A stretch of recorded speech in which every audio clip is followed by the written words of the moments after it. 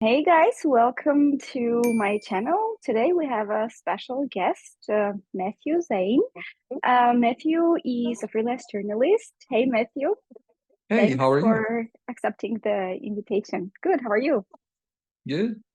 So guys, if you want to become content writer, if you are a journalist, or someone who wants to become a digital nomad, this video is for you because Matthew has been in this industry for over 10 years, and he has the experience working remotely as a freelancer for hundreds of companies worldwide.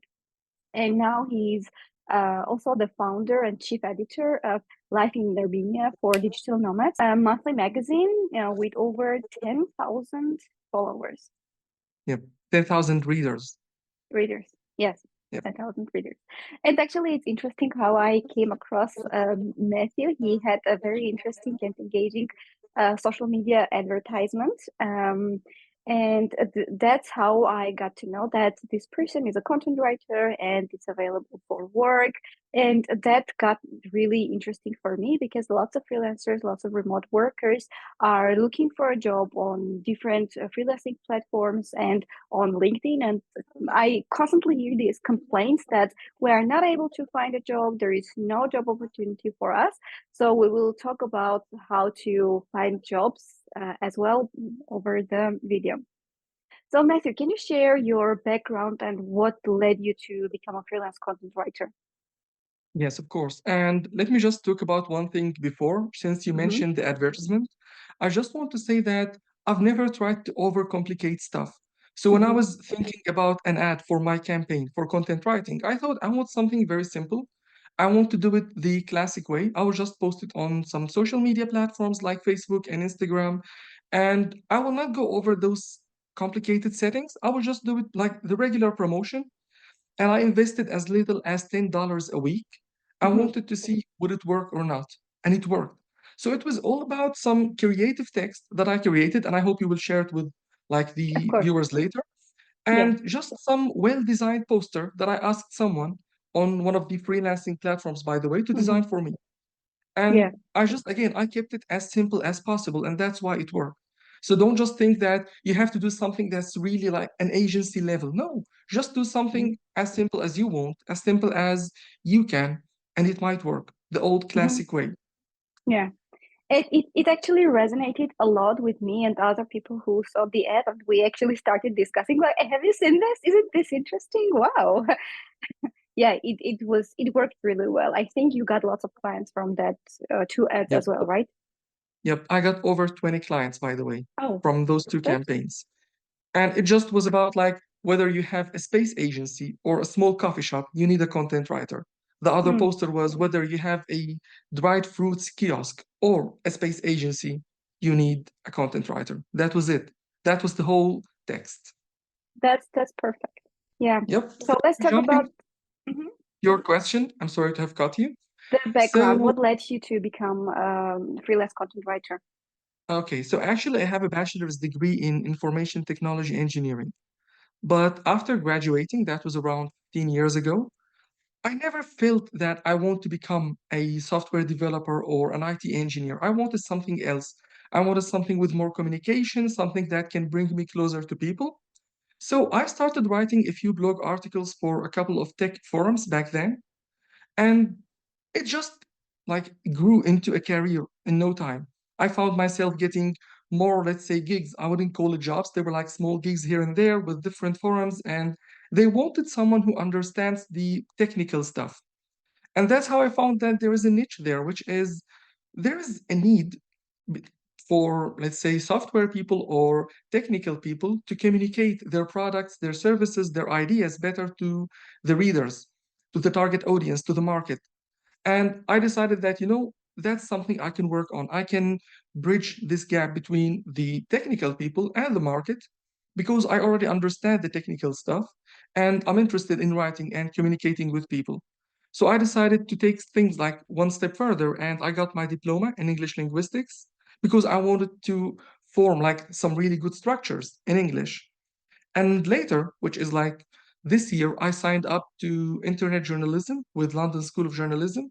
And right now, I'm studying internet journalism because I'm also trying to focus more on how to become a journalistic content writer, not just a content writer, so I can interview people, get some experience, and generate the content.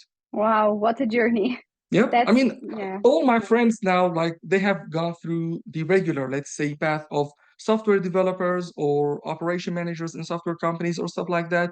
I took something really different. Hmm. And when you talk about it 15 years ago, that was really different.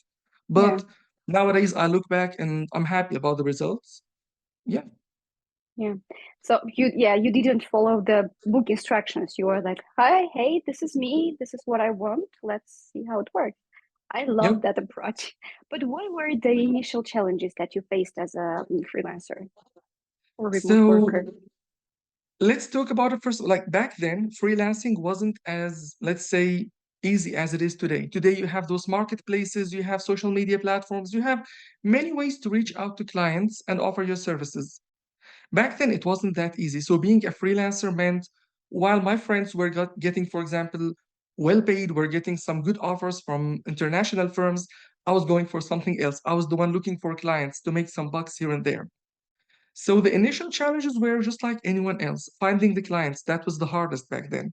Even like finding the clients was a challenge until, for example, like 5 years later in my career, when you have an established base of, let's say, freelancing work and portfolio and experience. And I guess this is the same for everyone in every industry. So finding clients, pricing my services, pricing was like really a challenge back then. Sometimes even accepting some work that I cannot do, sometimes accepting to do stuff that are not within my responsibilities. I would say the regular freelancing challenges. I went through all of them by try and fail. Hmm. Yeah. And how has your initial approach to freelancing evolved over time? So I would say it was just a try and fail. Like I tried different things. I'm always open to trying new things. There's nothing that I would consider, let's not do it. I would do it. If it works, then it works. If it doesn't, there's nothing to lose. That even included traveling to other countries, looking for opportunities in other countries, knocking the doors of different factories in foreign countries. And, do you want a content writer so you can reach foreign markets? That was it. We didn't have those marketplaces ready in place so we can use them. Later, when, for example, like Fiverr and Upwork became really popular and I started using them, it made things really different. However, I still like the fact that I went through the whole journey because it developed my career in a unique way. Yeah. And what was the most rewarding part of being a freelancer? The most rewarding part, I would say flexibility, being Mm, able to travel. I mean, I'm a digital nomad. I used to travel with my wife to different cities all around and do my work. So, this flexibility and being able to travel, I would say, is the biggest perk of being a freelancer. And I still enjoy it. Although yeah. recently I've settled down, it's been like a few years and I haven't traveled a lot, but I still enjoy freelancing. That's I would say the biggest advantage of being a freelancer, being able to control your time, being able to, for example, now I have a 1.5-year-old son, and I can see him most of the time, Yeah. so I can see him growing up for my eyes, and that's something great for me. That's what I wanted to bring up because I remember seeing a LinkedIn post that you have a small kid, and my question was, well, lots of people don't want to stay at home, don't want to freelance just because they think that they cannot keep this work-life balance when there is a small kid at home. How do you handle this? So actually, there are two sides for this. First of all, sometimes I don't work from home. When I have to focus on something and my child is trying to distract me, I just go to any co-working space. I go to sometimes to a cafe or co-working space and I spend the day there. Meanwhile, other times I spend my time at home and I work at home. It depends on what kind of project are you working on and how like engaged your kid is with you. Is he trying to distract you all the time or not? And also it depends on the interior design of your apartment. Like nowadays, there are many people who are just dedicating a small room or just a small corner inside your apartment so you can work there. No one's going to distract you there. And we have established some sort of like, that is working. So when I'm using my laptop, it's that is working. Try to avoid that. You don't go there. So it's just a habit that you have to develop, that people living with you have to understand that you are working, although you are at home. That's a good approach. I will use that in the future. Yeah, Thank it works, you. by the way. Once you start telling them that this is work, like for kids, this is work, he's working, don't go there. In the first couple of times, it was like, dad is here, so why am I not going there? Yeah. So later, he just understood that, okay, if dad is using a laptop, then we don't go there. That's it. That's a great approach. And now let's talk about becoming a content writer. What are the essential skills for those who want to become a content writer? What should they have as a skill set? So, first of all, I would say research skills. You must have the research skills because although you might specialize in a field or two, you might get requests to write about different stuff, and you need to be able to research. And any professional content writer, we spend a lot of time researching. Although nowadays with AI, it's easier, still, you still have to do your homework, to research, to go deeper into the topics that you're writing about. If you're not doing that, then you're not going to reach far and wide with your career as a content writer. You cannot just summarize things that you find online and write it to someone else. You have to research, do your own homework, find, let's say, conclusions on your own about the topics that you're writing about. Otherwise, you cannot impress your clients. And besides research, specialization, that's really important. So you have to pick, let's say, a field or two or a couple of topics that you really enjoy writing about, whether it's fashion, whether it's, let's say, manufacturing, technology, blockchain, crypto, pick something, and that's your profession, that's your specialization, that's where you are the master. Of course, you might accept like other tasks, but in that specific field, you can even charge more because you have an experience writing about that specific field. And yeah, I would say when you can research right and when you specialize in something, you don't become just another content writer joining the market because those another content writer are just leaving the market. They just enter and leave. Yeah. Probably every day there are hundreds who try this industry and they leave it. But when you just focus on it and you make it your only source of income. By the way, content writing is my only source of income. I Mm, don't have investments, I don't have any stocks, I don't have any other job. It's only through freelancing content writing. That's it. And yeah. it's a good income. I'm not saying it's like a six figure, I made $1 million income, not that, but it's a good income. Hmm. And yep, you just I would say like the biggest advice is to specialize in something. For example, let me just give you an example. If you like writing about high heels, okay? You might think like, how many clients are going to be interested in high heel content? You will find probably tens of thousands of manufacturers around the world interested in this specific industry. So when you just write about something, as you know, okay, I can just check a couple of fashion trends and write about it, or I can go deeper because I know the history of like shoes, the history of heels, the history of like female shoes, everything that has to do with it, including how it's manufactured, including the conferences, the meetings, the exhibitions, everything. When you understand it, you can write something different. And that's how you can ask for more money because you're offering an added value, you're offering an advantage. Yeah, exactly. I strongly agree with this because as a marketer, I constantly communicate with content writers. There are content writers in our team, and it's constantly a challenge for me to find someone who is specialized in the industry. Because when I get back an article, sometimes I see that it's research. Yeah, they've done their research, but nothing more. They've kind of summarized everything they found on the web and gave me an article, but that's not unique content, and it won't be resonating with the target audience because we cannot become an authority in the industry if the content is not good enough. Exactly. Yeah. Sometimes, by And the way, the client wants that. Some clients, they want something really simple, just like a summary of something. They want to insert some keywords and that's it. But for, let's say, professional clients, the high-end ones, they want something different. They want to mhm, feel that you understand what you're writing about. And by yeah. the way, I have met, for example, like doctors who do medical content writing instead of practicing medicine because it pays them more in some countries. Exactly, exactly. And what about AI? You mentioned that I know that lots of big companies, lots of companies that want to be an authority in the industry, don't heavily rely on AI. But on the other hand, I noticed that some people are like, why become a content writer if there is AI? What's your approach and what's your advice to those who think that way?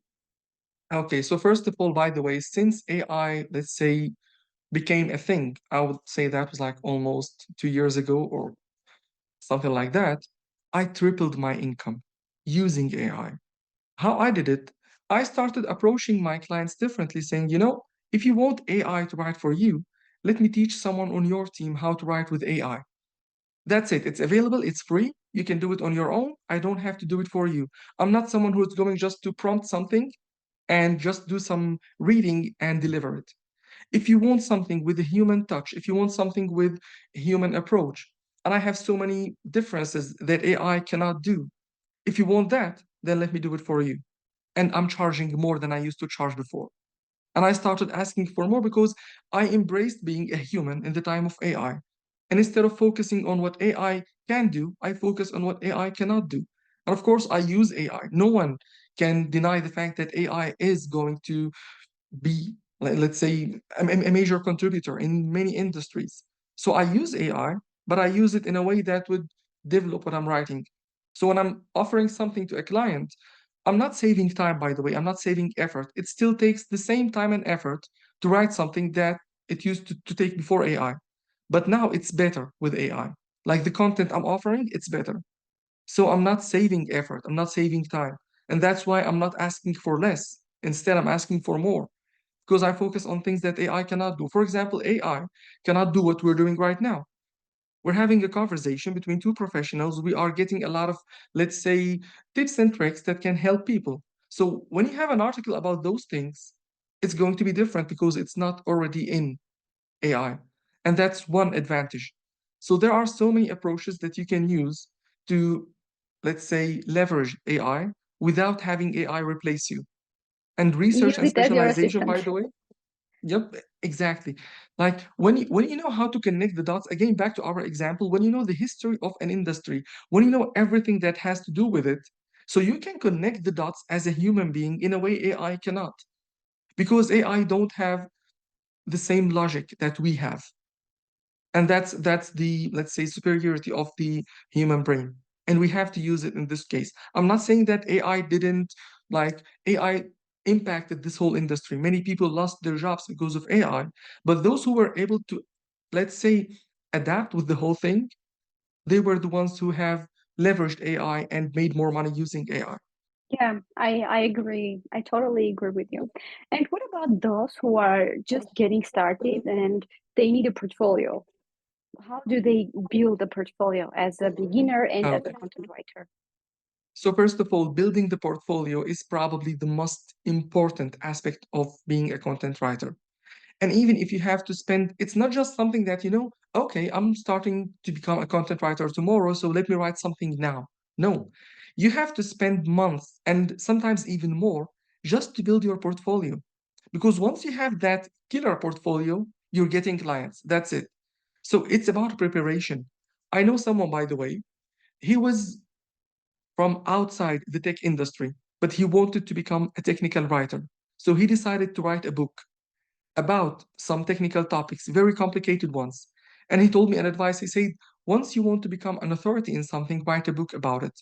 And he wrote two books after a year of research. He spent 1 year researching and studying. Then he wrote two books. Then an American publisher found those two books and published them on Amazon. So now he's an author with two published books. Whenever he reaches out to any client, by the way, he just gets the job right away because he refers to his books. He says, I'm a published author. Those are my two books. I have a couple of, let's say, other let's say, articles in my portfolio, and I want this job. And he gets it. So it's about building that portfolio that no one can compete with. Don't just think that, my advantage will be, or my added value will be offering things for a competitive price. If I'm going to compete with others on the base of price, I'm going to be out of the market sooner or later. There is someone in another place where, like, let's say the cost of living is cheaper than where I'm living. and they can compete with me on the price level. So instead, focus on what can you offer. Your portfolio is the first thing you will send. I would say pick a domain, pick a field, pick something that you really enjoy, go deeper into it.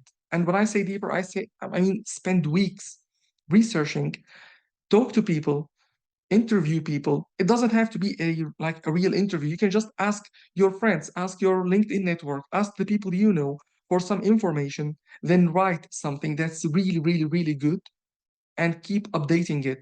And once you think that, now my portfolio is really good, then you can start reaching out to clients and you have that portfolio to back you up and it works.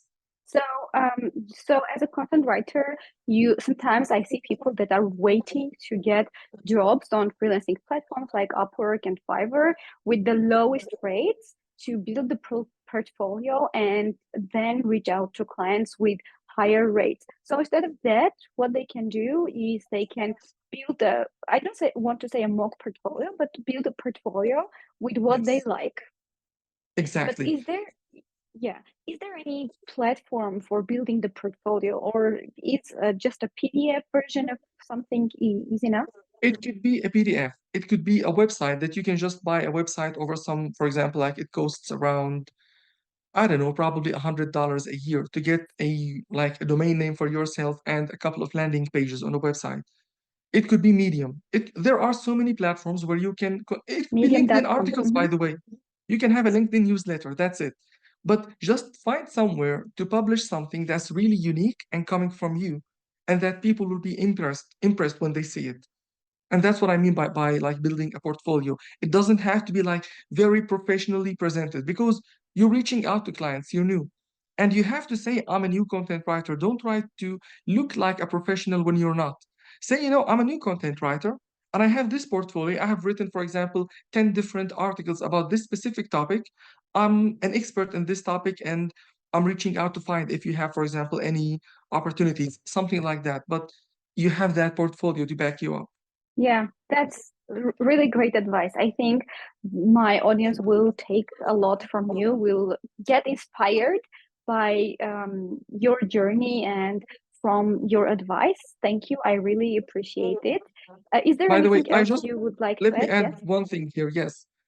At some point in around that was like 3 years ago, I Mhm. wanted to write something really good in terms of SEO. So I'm not an SEO expert, but I wanted to show my clients that my articles can rank at the top of Google search results.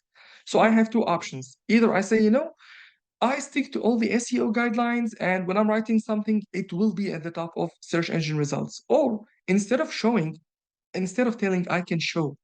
And that's what I decided. I picked a topic. For that specific topic, I interviewed 100 people, 100 CEOs, by the way. Sometimes the interviews were as short as 5 minutes, sometimes as long as 2 hours. Then I wrote that one of a kind article about that specific topic, and today it ranks number one in its respective category on Google. Now, whenever I'm reaching to Wow. new clients, I just say, I know how to rank on top of search results, and it takes time and effort. And here's a link to something I did.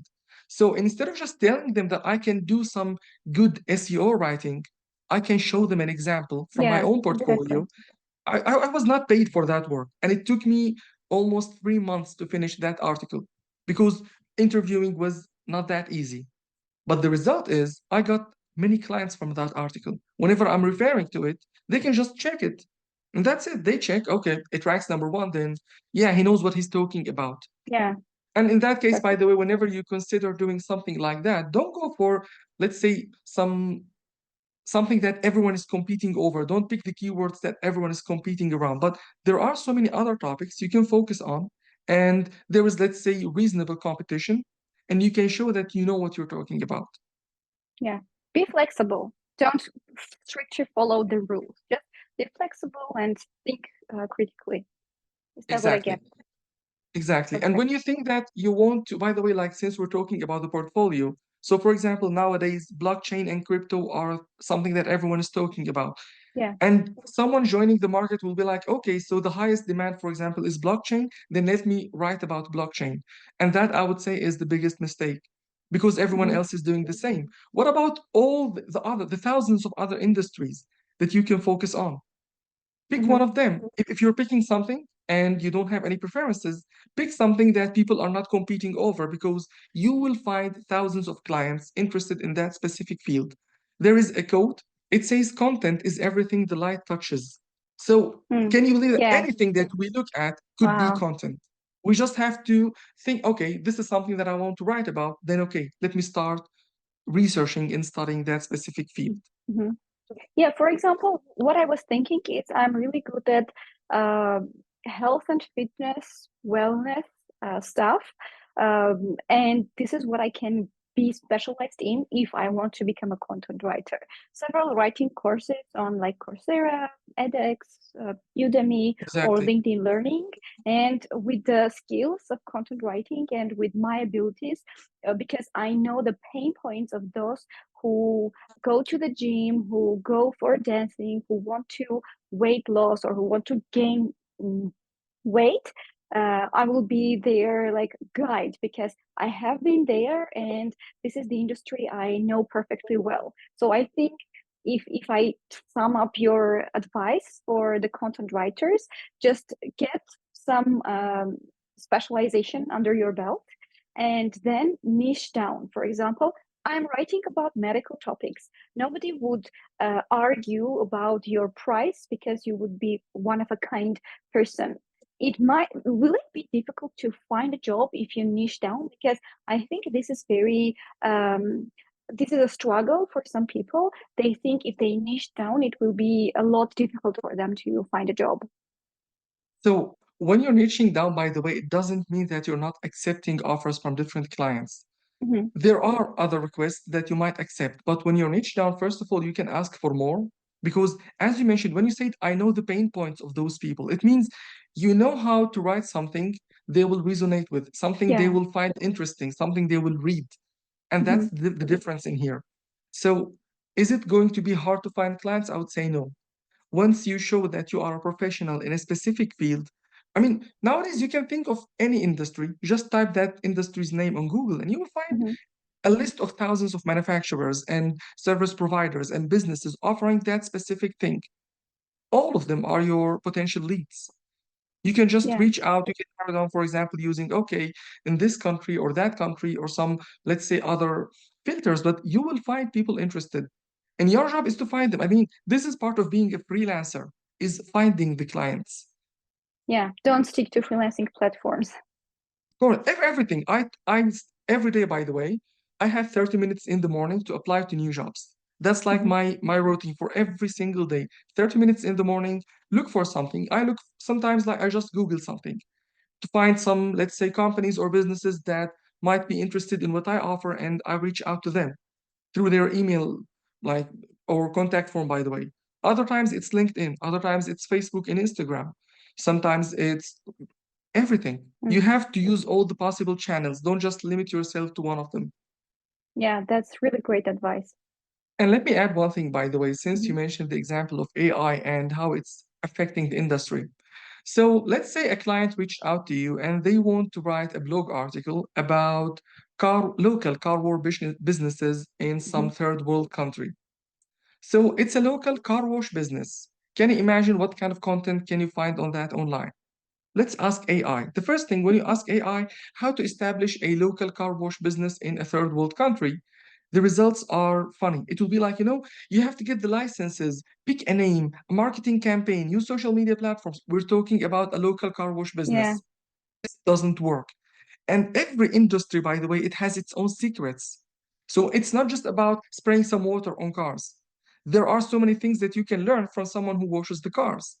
And that's what you do as a content writer. When you want to master it, you ask those people, you ask a few people around, or even contact content writers in another country. And now this is like what social media is all about, and find out the real thing. What are the pain points, as you mentioned? What are the challenges? How do they do this? How they do that? It's not about licensing and names and social media. We're not talking about an enterprise, but this is what you will get from AI. And this is how you can bring something different. So now, Mm-hmm. when another person is reading that article and they're looking for something similar, they will find something that resonates with them because, okay, he's talking about the real pain points. And you might Yeah. ask then, Who wants an article about local car wash business in a third world country? Fintech mobile applications interested in facilitating payments. Because Yeah. all those car wash businesses, they use those mobile applications for payments. And that's one Wow. example. So you see, as a human, you can connect the dots in a way AI would never do. And that's how it's harder nowadays, of course, with the existence of AI because there is AI competing. But Hmm. you still have that advantage of being a human. Yeah. You use that advantage. Uh, it's really interesting how you can be a professional in one field and use the flexibility and use all the things that you can to be good at what you are doing. And I think that's just what you are doing. Um, that's really perfect, and that's why you can like generate income from doing only one thing and being a Exactly. freelancer, not having to go to an office to earn like steady income. Thanks a lot for the interview, Matthew. I really enjoyed every second of the interview, and I think the audience as well. Guys, again, if you have any questions, leave them under the comments here, or reach out directly to Matthew. Connect with Matthew on LinkedIn because he has lots of interesting advice. He's active on LinkedIn. And of course, check out his website and the magazine. Thank you so much. Thank you for having me. Thank you. Have a great day. Have a great day. Bye Bye bye. bye.